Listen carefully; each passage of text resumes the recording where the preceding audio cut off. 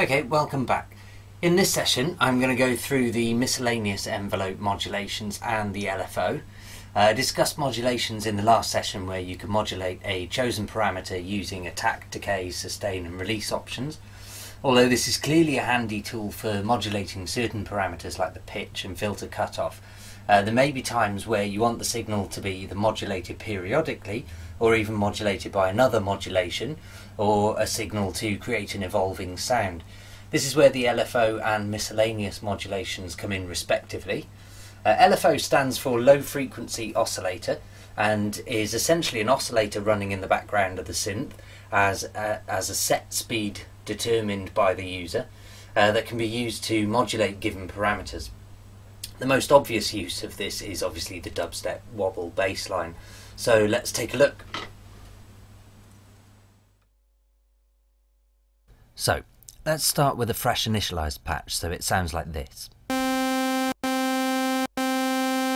set the first oscillator to -1 octave for a low tone so it sounds like this.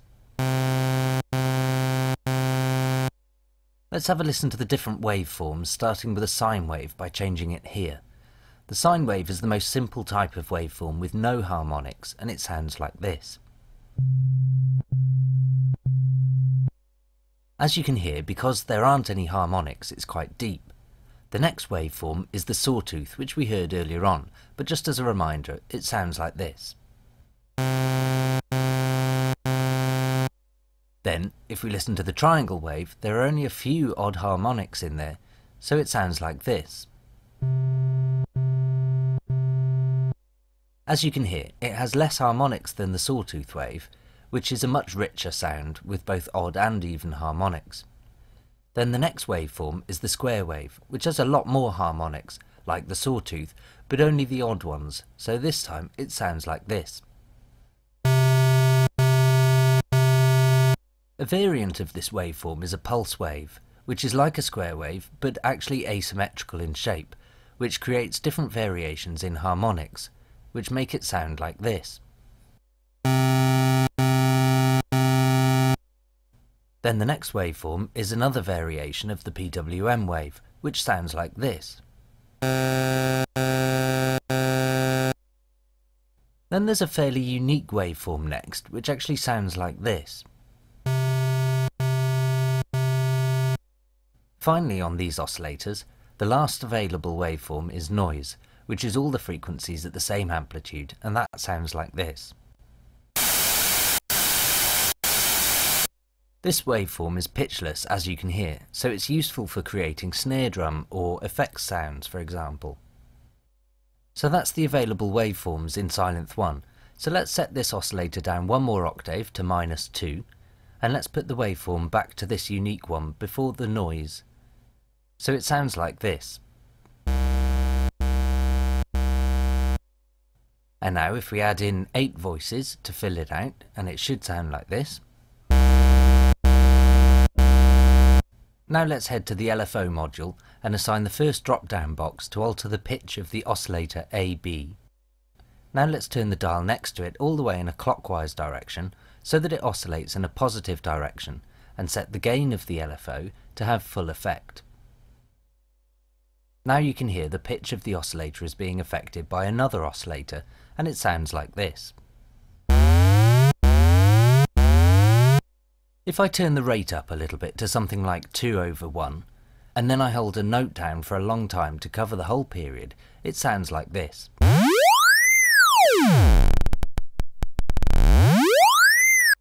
You can hear the pitch is moving in a sine wave motion with both an upwards and a downwards movement, so if we change the waveform of the LFO module to a sawtooth one, for example, like this, then we'll get some great sounding ray gun effect sounds like this. Then we can also change the timing of the LFO and make the rate faster at, for example, 1/8. Then it should start to sound like this. And then if we want, we can also change the synchronization so that it's unrelated to the tempo using this free switch here, so it now sounds like this. And if I wanted, I could automate that to speed up in a track, I'll hold down a note now and move the dial so you can hear what it sounds like.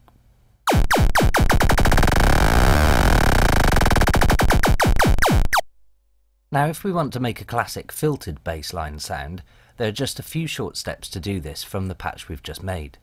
Let's start by resetting that free switch back on so it synchronises with the track tempo again, and set the rate to 1/8. And then change the LFO parameter to affect the cutoff AB so it sounds like this. Now you can hear there doesn't seem to be anything modulating at the moment. This is because the type of filter needs to be set here, so let's assign a low pass filter, and now it should sound like this.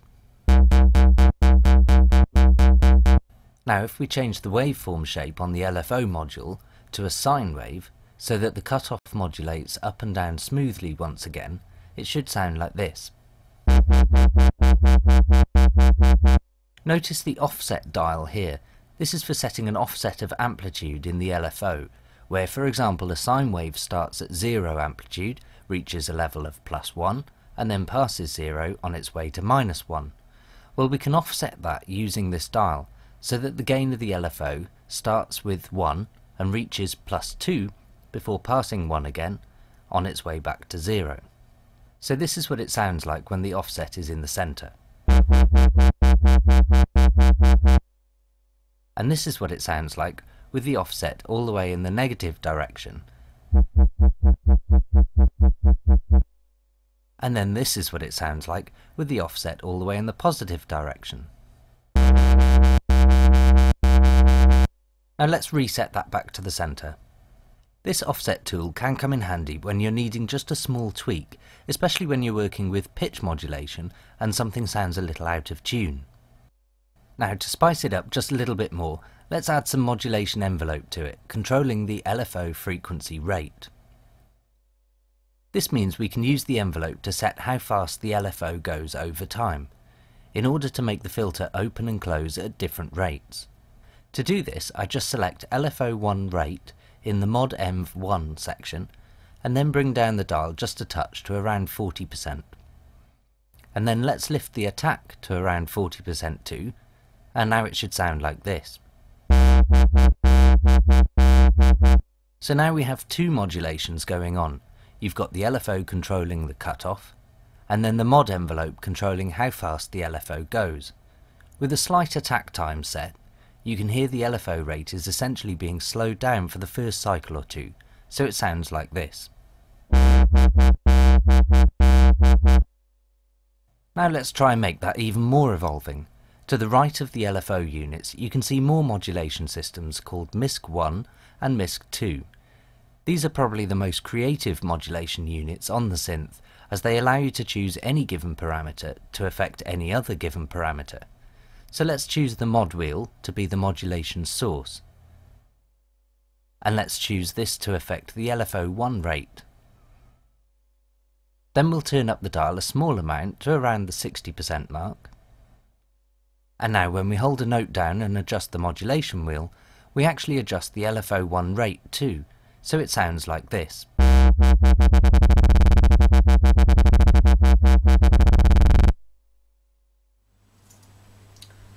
So that's the modulation session done. I recommend you play around with all the options in those and get yourself familiar with what each one does. But the options are almost limitless in assigning multiple signals to affect multiple devices, and this is mostly learnt through trial and error. Once you have the basic understanding in place, which hopefully you do now. So thanks again, see you soon.